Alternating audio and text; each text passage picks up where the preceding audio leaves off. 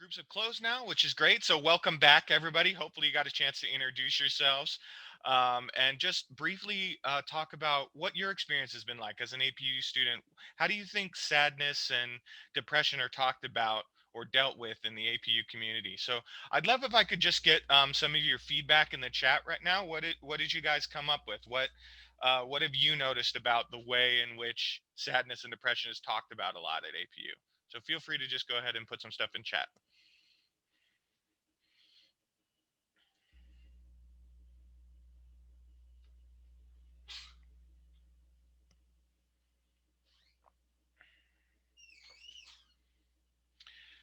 Caitlin saying very much a faith-based approach. Yeah, I think so.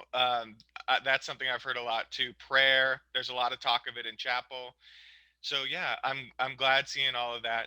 It's very interesting too, seeing that it's a very faith-based approach, and we're a very faith-based university. But I know not all of us have the same faith as each other. So that's an interesting wrinkle when we talking about sadness. Uh, People will be like mood. I love it, Riley. Um, there's definitely attempts to be positive around it.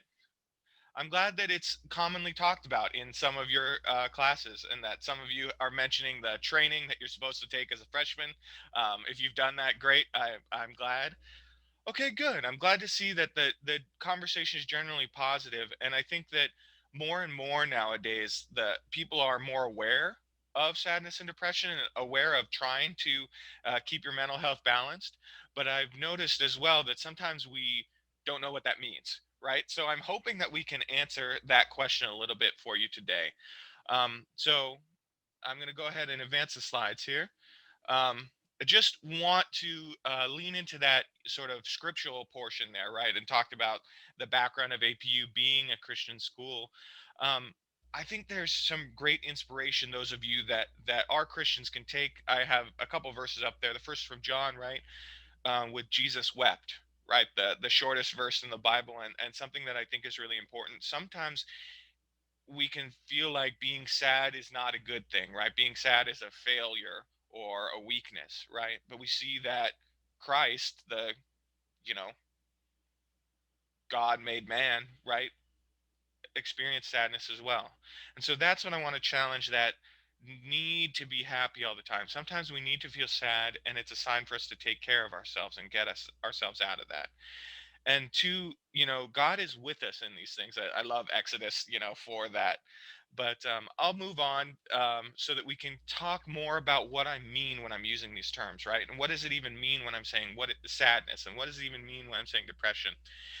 And the big thing that I want to draw for you guys is what we call in psychology functional impairment, right? So whenever we have called a normative emotion, right? A sadness, versus when it becomes something like a depression, is when it starts to interfere with what you're trying to do in life, right?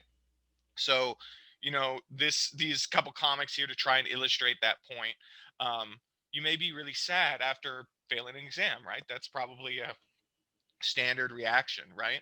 But if you start to notice that you're always sad all the time, you're ruminating in a corner on various things that you have no control over, right? Then you can start to see that the sadness is getting worse, right? That it's getting to the point where you really want to do something about it. Similarly, um, canceled plans, right? This actually, in the time of pandemic that we're in right now, is unfortunately even more common than when this comic was written, right? And we should feel sad about that, and we do feel sad about that. But when you start feeling sad about nothing, right, about everything being fine, and yet I can't get out of bed, I can't be happy, I can't enjoy the things I used to enjoy, again, we're seeing that functional impairment that's separating the sadness from depression. And then one more here about being sad about receiving bad news versus totally spiraling when you receive bad news and going into a really dark place, right? Again, all of these things are levels of degree, right? So, and in that way, I kind of don't even want us to get too caught up on what is sadness versus what is depression, because depression is just a more extreme form of sadness, extreme to the point where it's intervening in your days, right? And so, hopefully, the skills that we're going to teach you today can be really helpful in when you are feeling sad to interrupt that sadness, even before maybe you move all the way down towards depression, or whether if you find yourself in depression, maybe lift yourself up out of that to get yourself back into that normative kind of sadness. And the reason that I think this is really important, and these are the most recent mental health stats that we have for APU. These are specific APU data. Unfortunately, over the past 12 months, and these are all pre-pandemic because they're the most recent numbers we have, so these numbers might even be higher now. We see that 91% of people were overwhelmed at least once in the last year, 88% exhausted, and then you see the sadness, right? Very sad, 75%, lonely, 70, hopeless, 58, depressed, 45, and even 13% have considered suicide. There's about 65, 70 of us on the call right now. So that's, probably about 7 folks in this meeting today, right? And so it's a pretty staggering number, and something that we hope to give you some skills to be able to um, not feel that way, right? To be able to come out of that, whether those skills are skills that you use on your own, skills that you use to help a friend, or even how to get in touch with resources when things get really intense. So, a lot of jibber jabber. Let's get on to what you're actually interested here, the applicable skills, right? And so, whenever I talk about skills, I like to talk about a toolbox, right? If you think about um, there's a phrase, when all you have is a hammer, everything looks like a nail, right? Maybe you haven't heard that. Maybe that's an old people saying that only I know about. But the thought is that we see problems in our life based upon the tools and resources that we have. We try and solve them with what we know how to solve them with, right? So I want to provide 3 different things for you today: behavioral activation, rational challenging, and mindful breathing. All of these things so that you can figure out the ones that work for you and the ones that work for your situations, right? So some people will like some of these more than others. Some of you will like all of them. Some of you might even like none of them. And that's fine, right? I hope that if that's the case, though, we can follow up together and get you some more resources as well until we find some that work for you. But these are 3 that I use very commonly when I'm doing counseling with folks. So the first skill, this behavioral activation, it comes from the school of thought of behaviorism, right? So some of you will have done your psychology 100 classes already. You'll have talked about like Skinner and and Pavlov rings the little bell and the dogs salivate, right? Basically, the whole idea of behaviorism is that we are responding to our environment based on the good things that are coming to us in our environment, and based on the bad things that are coming to us in our environment, right? So from this perspective, like sadness and depression are caused by a change in the environment, so that you're missing something that you used to have before. And I think that this is extremely important to mention, especially as we're in an unprecedented time right now. A lot of us are living in places that we didn't think we would be living in. A lot of us are, we're all doing school remotely, which we didn't think we'd be doing. All of these things, our lives are a lot different now than we thought we would. So maybe we've lost some of the reinforcers, right? So for instance, in a typical year, right, if you move to school, you might be moving away from friends that you know from back home, right? That their influence on you might reduce and you feel more sad, right?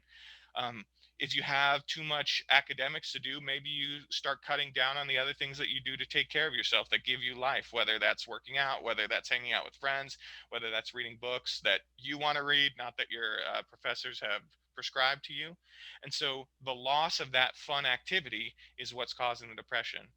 Or again, the thought of grief, right? Grief is caused by the fact that we no longer get the connection in this world anyway that we had with that loved one, right? So we're losing all of these reinforcers, and that's what makes us sad, right? We lost the things that were making us happy, subtract those, and now we're sad, right? So this can almost push us into a cycle sometimes, right? It's called the depressogenic cycle, because you start feeling too sad to go do something that used to make you happy, right?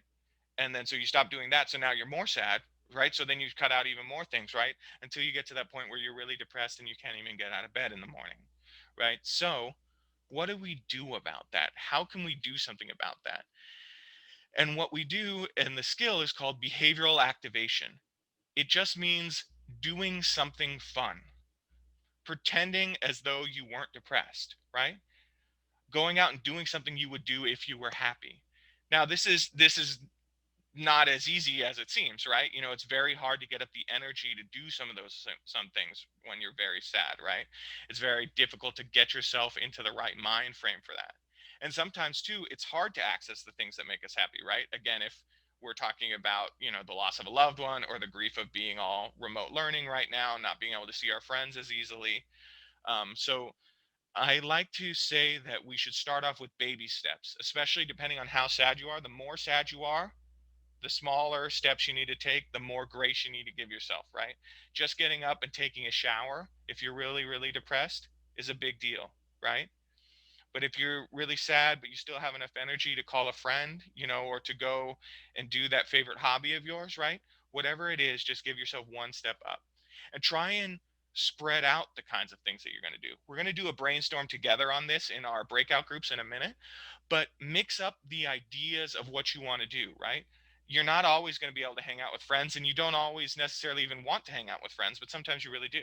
So it'd be good to have some kind of social activity, but it would also be good to have some solo activity, right? Sometimes you have the energy for something really exciting, you want to go out and do something fun.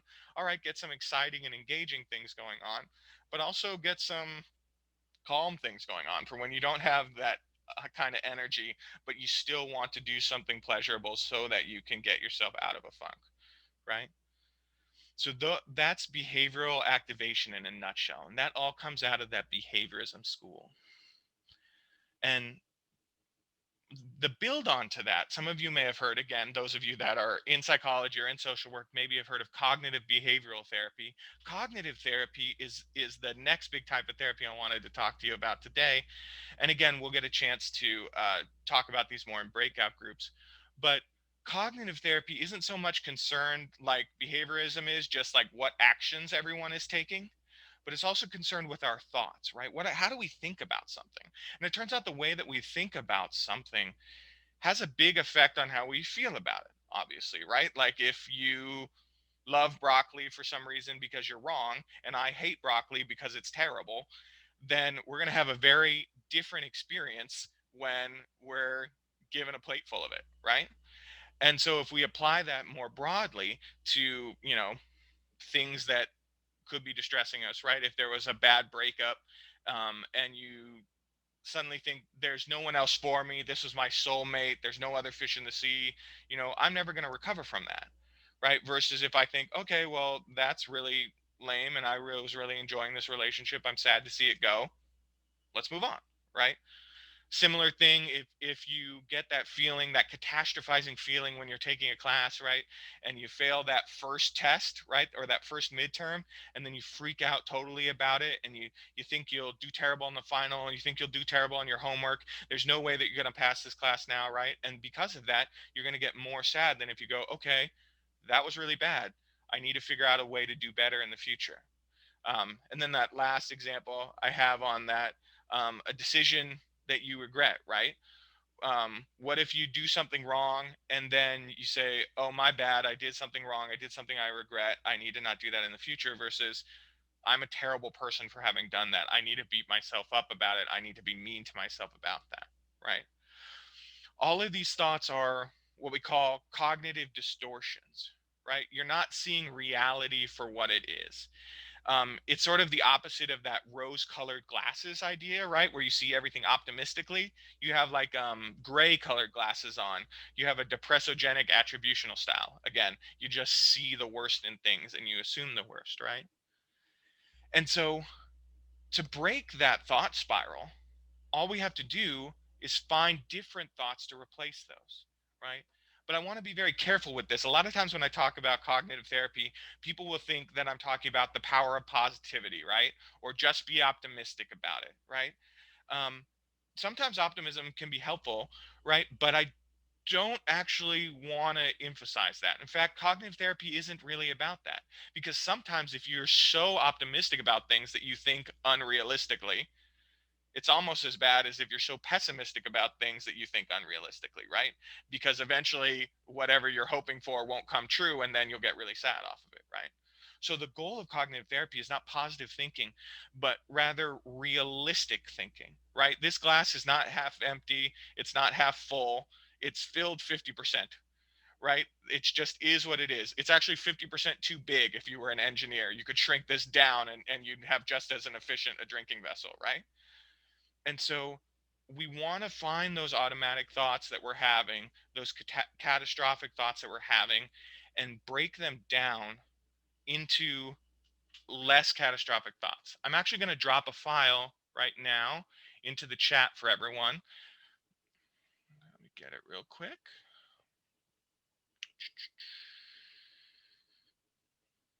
Apologies.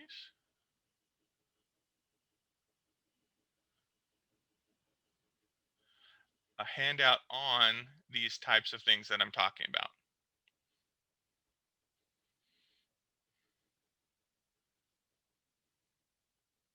All right, I should have set right now, so if you all want to check it out, you can pop it open real quick.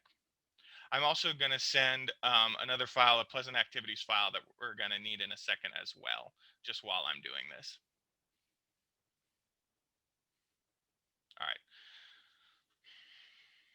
So if you've seen that cognitive restructuring handout, I'll pull it up on my screen now so that we're screen sharing it and all looking at it.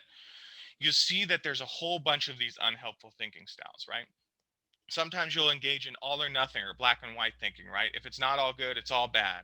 Or um, disqualifying the positive and mental filter, very similar, right? We only pay attention to certain things.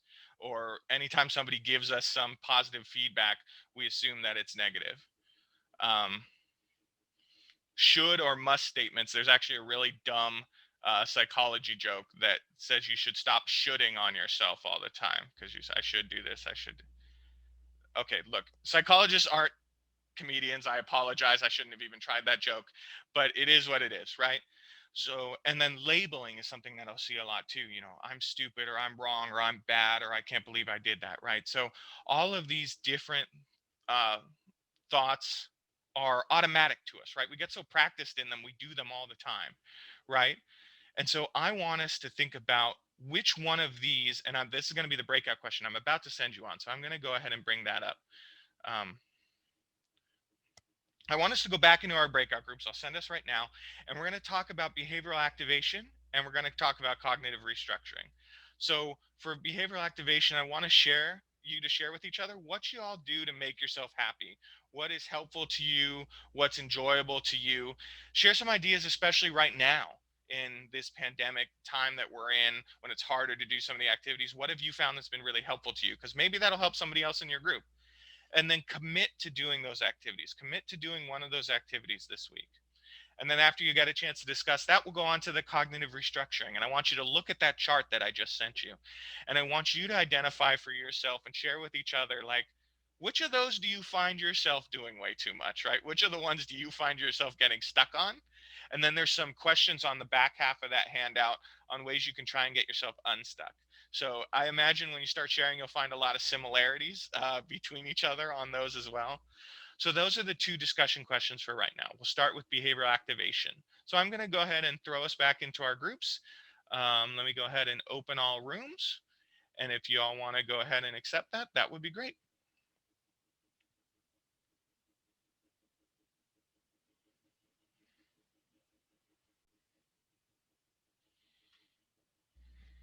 Welcome back, everybody.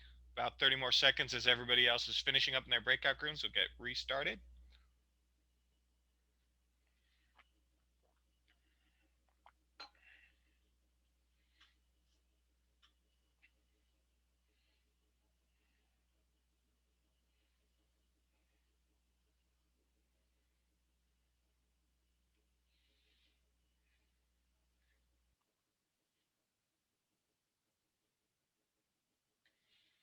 All right. I think everybody's back.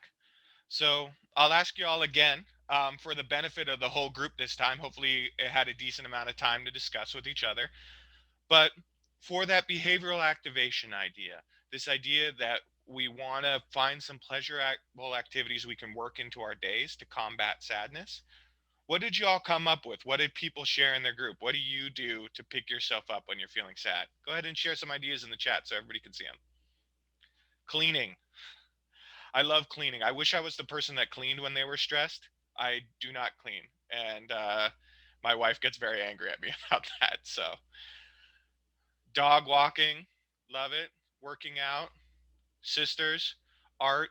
Oh my goodness, we got so much things coming in here.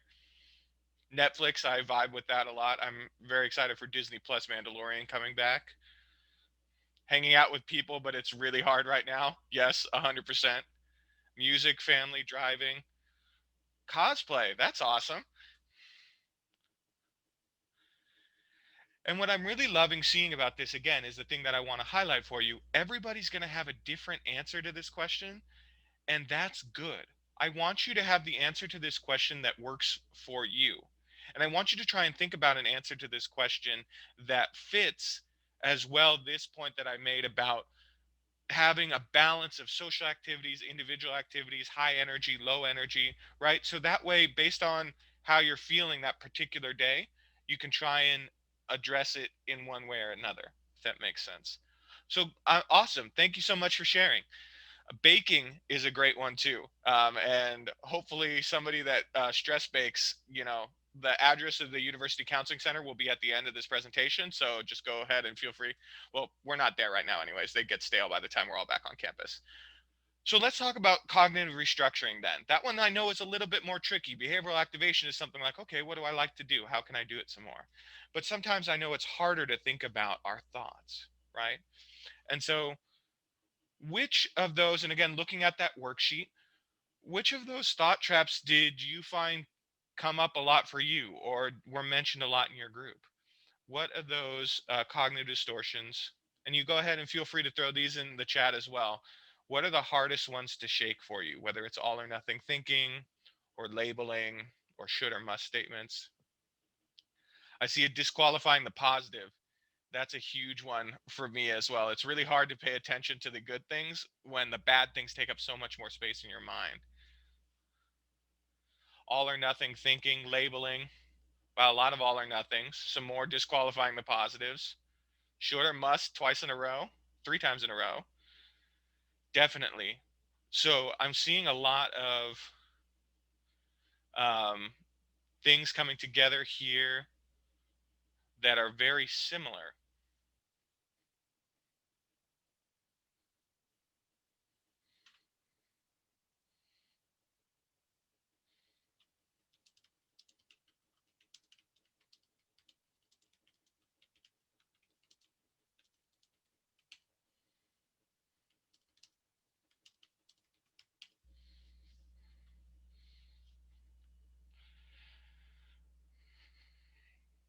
All right, a lot of people have put a lot of things in here. Imposter syndrome as well. Thank you guys. I appreciate you sharing. And I think the thing that I want to highlight here more than anything else is that those are so similar for all of us. So sometimes, even when you're getting in these ways, you think that I'm the only person thinking wrong, right? Well, that's clearly not true. These are natural human tendencies to think this way. And so I highly encourage you to try and challenge some of these things. Try and bring yourself out of it. Note when they're happening and either go talk to a friend or ask yourself, like, if you're should or labeling, right? Is this something you'd say to a friend? Would you be this mean to your best friend as you're being mean to yourself? Or is this thought I'm thinking right now 100% true, right? So check that out. Think about it. Oh, resend the documents because some students didn't get them yet. Thank you, Rose. Good idea. I will resend now.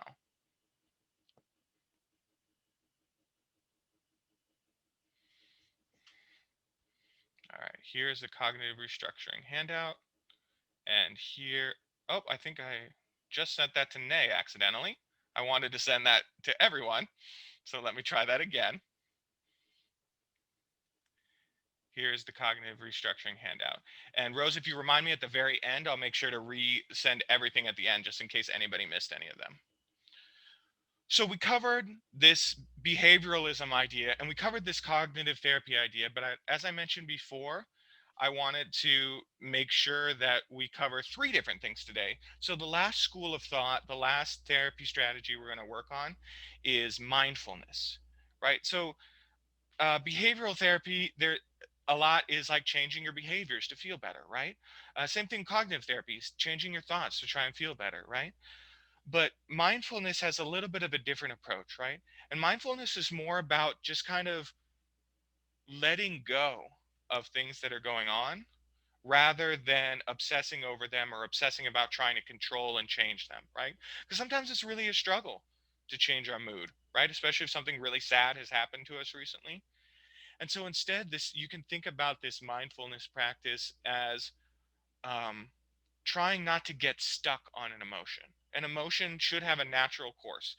You start feeling it a little bit, it'll rise up to a peak, and then it'll slowly go back down again, right? But the school of thought, this mindfulness school of thought, thinks we perseverate on some of these things too much by trying to change them, control them, avoid them. And then instead of rising up and falling back down, they rise up, and then we get so obsessed with them that we can't let them go. And when they never get to naturally fall back down. There's a thing I like to use in therapy sometimes called the white polar bear experiment, right? Or thought experiment, I guess. And we can kind of do it right now to show this point. So I want you to think about something right now.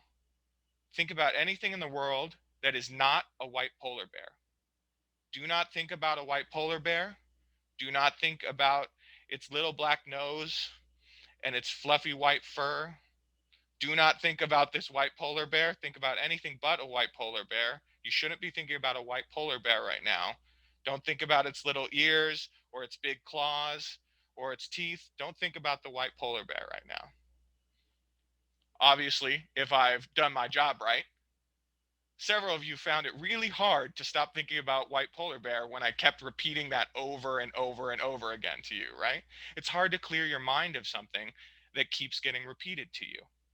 And so from a mindfulness perspective, we need to find a way, instead of repeating it to ourselves, just to have me say, don't think about a white polar bear, think about something else. And then I go away and I'm not constantly repeating in your ear, right? And then you'll find it a lot easier to start thinking about something else. Hopefully that is making a little bit of sense. I know it's a little bit of a weird idea trying to change our sadness by just letting it go.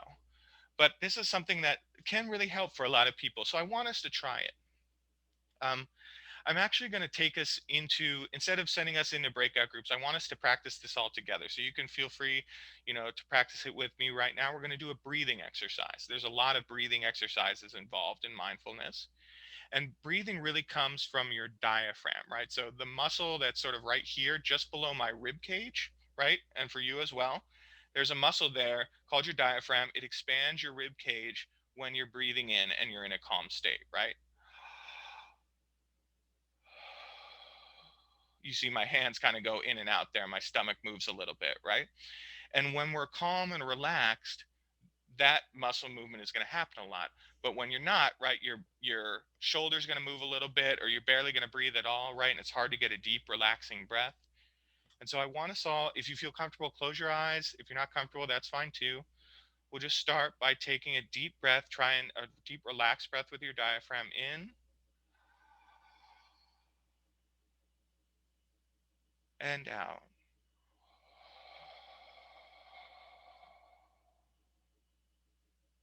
Again, in and out.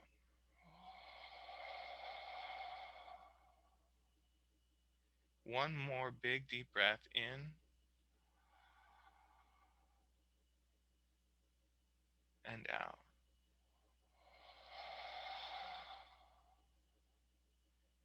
Now I want you to just let your breathing normalize. Feel it as it generally moves in through your chest and belly, out through your nose and mouth. You don't need to make it faster or slower, deeper or shallower. Just focus all your attention as much as you can on the movement of the breath.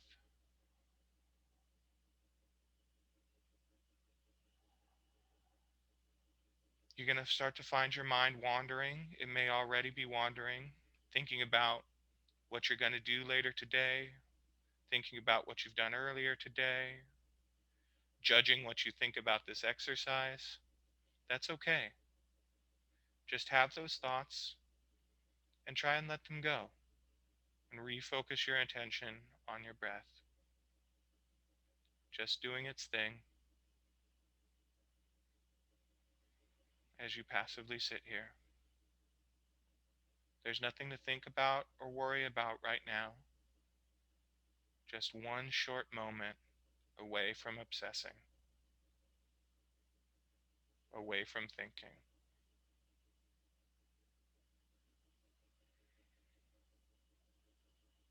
We'll take another couple of deep breaths all together in and out.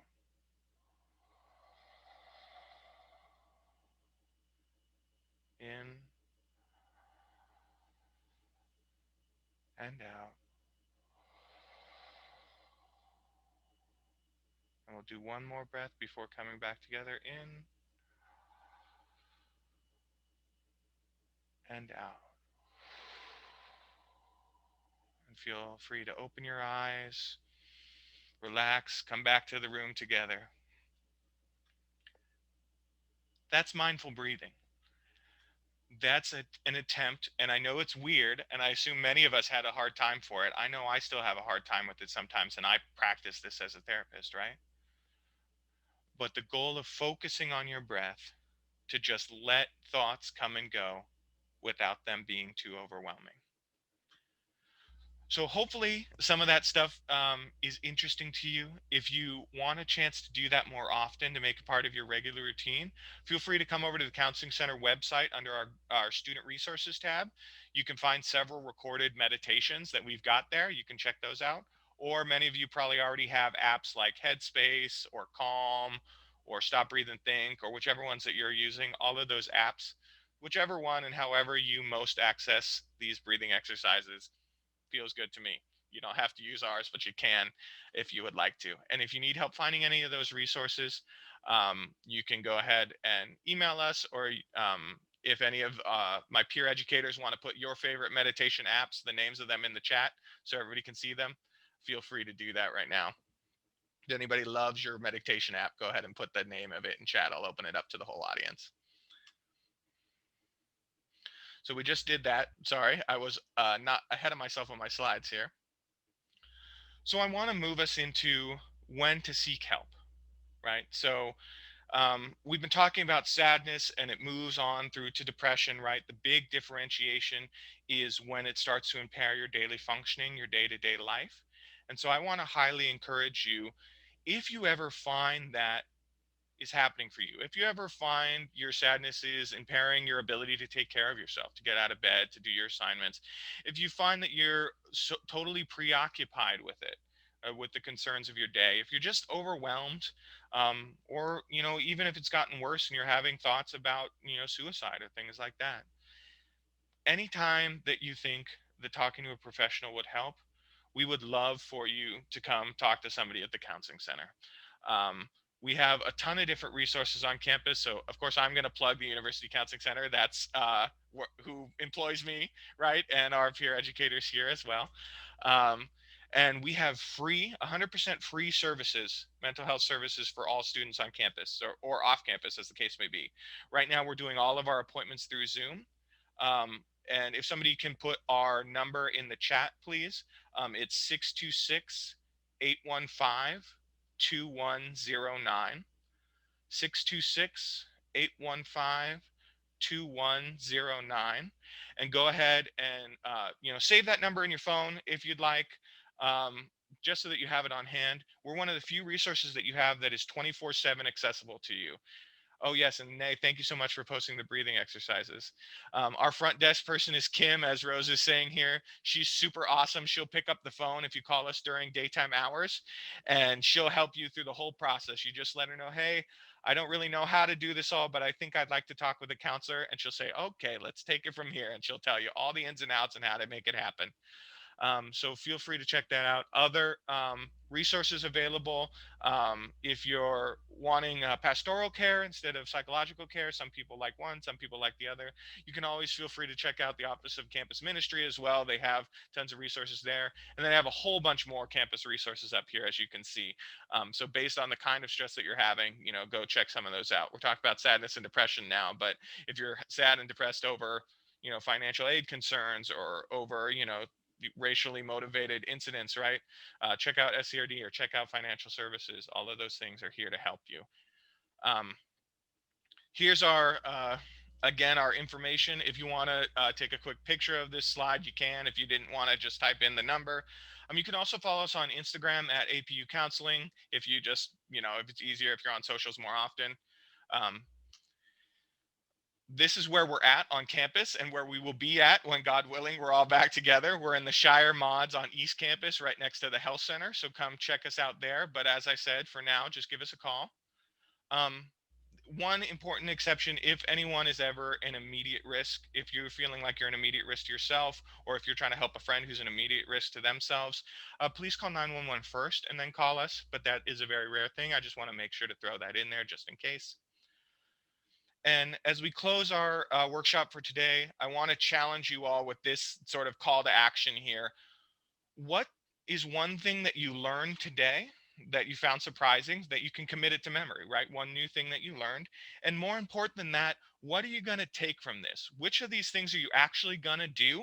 And when are you going to do it? Whether it's downloading a mindfulness app and starting to do mindfulness breathing, whether it's taking some of these behavioral activation things we talked about and actually scheduling one, do one this weekend, don't put it off, right? Or whether it's trying to pay more attention to your thoughts. The slides all of the slides will be recorded and they'll be up on our YouTube channel for you all to take a look at, so you can see them all there, Brenda. So go ahead and commit to one thing that you're going to do. And then we'll go into a time for questions, right? So Brenda's already started us off. Feel free to, any of you that have questions for me about this stuff or about anything counseling related, you can go ahead and throw them in the chat. We have now finished our 3 of our Cougars Cares here. We have 3 more to go. Managing stress and anxiety will be next week. Solving conflicts and improving relationships, and then managing time wisely will round out the 6 that we're doing for this week. We actually, thank you, Brenda, for asking.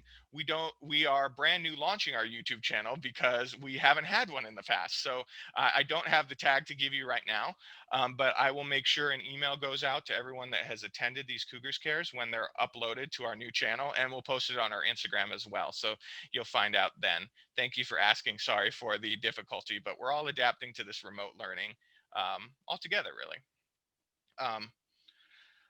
The last thing, thank you. I hope a YouTube channel will be helpful. We're going to try and put content up there. So I'm glad that positive feedback on that. The last thing I want to let you know, as I mentioned at the beginning, we have the survey here. First off, the most important function of the survey for us is to get your feedback.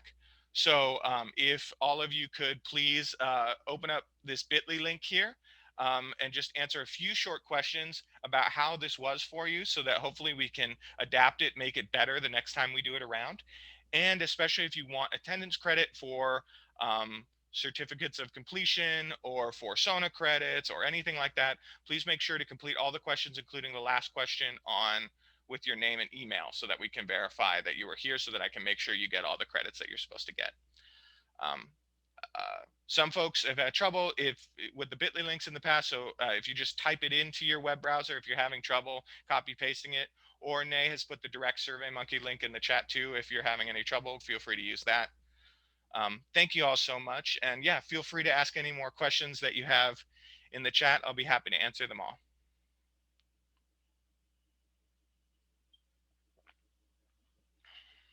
If you don't have any questions and you're able to fill out the survey, thank you very much, and feel free to take off. We will see you hopefully for future workshops again. So thank you very much for joining. Feel free to take off whenever you're done with the survey. Thank you, everybody. I appreciate the positive vibes in the chat.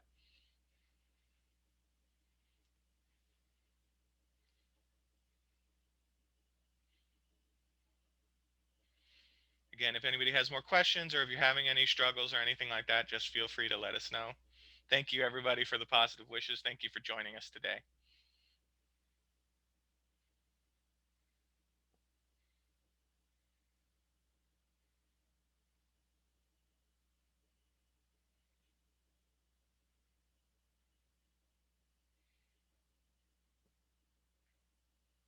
Thank you, peer educators, for re-uploading those forms. I totally said I was going to do that and forgot, so thank you.